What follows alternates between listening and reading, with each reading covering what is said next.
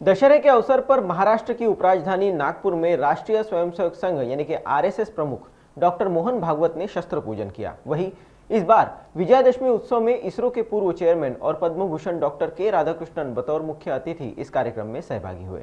आज यानी विजयादशमी पर्व यानी दशहरे के अवसर पर महाराष्ट्र की उपराजधानी नागपुर में राष्ट्रीय स्वयंसेवक संघ प्रमुख डॉक्टर मोहन भागवत ने शस्त्र पूजन किया। वहीं इस बार विजयादशमी उत्सव में इसरो के पूर्व चेयरमैन और पद्म भूषण डॉक्टर के राधाकृष्णन बतौर मुख्य अतिथि इस खास कार्यक्रम में शामिल हुए।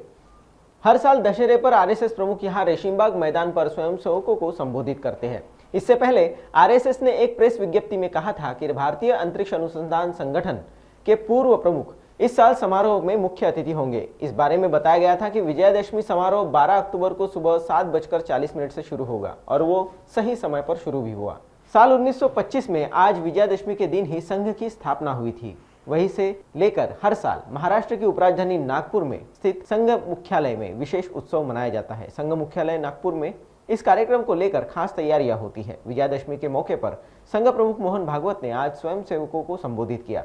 अपने संबोधन में भागवत ने दुनिया भर के हिंदुओं को एकजुट होने की अपील की है। उन्होंने बांग्लादेश में हिंदुओं की हालत और भारत के खिलाफ फैलाए जा रहे नैरेटिव को समझाते हुए कहा कि आज के जमाने में दुर्बल और असंगठित रहना अपराध है, इसलिए खुद को बचाने के लिए संगठित रहना जरूरी है।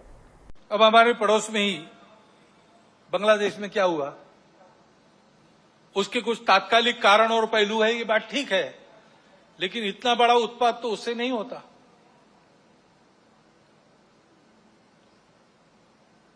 वो कारण उनकी चर्चा जिनका विषय है वो करें, परंतु दो बातें ध्यान में आती है। पहली बात है कि उस उत्पात के कारण वहां के हिंदू समाज पर जो अत्याचार बार बार होते हैं, उस परंपरा को फिर से दोहराया गया।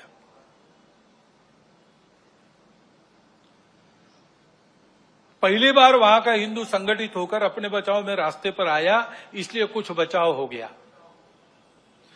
परंतु कहीं कोई गड़बड़ हो, दुर्बलों पर अपना गुस्सा निकालने की ये जो कट्टरपन की प्रवृत्ति है, वो प्रवृत्ति जब तक वहां विद्यमान है, तब तक वहां के हिंदू क्या, वहां के सभी अल्पसंख्यक, उनके सर पे खतरे की तलवार लटकी रहेंगी। उनको आवश्यकता है मदद की। विश्व भर के हिंदुओं की, भारत के सरकार की सहायता उनको मिले, ये उनकी आवश्यकता है। परंतु इससे ये ध्यान में आता है और ये ध्यान में आना चाहिए, हिंदू समाज के भी ध्यान में आना चाहिए कि दुर्बल रहना अपराध है। हम अगर दुर्बल है, असंगठित है, तो उसका मतलब हम अत्याचार को निमंत्रण दे रहे हैं।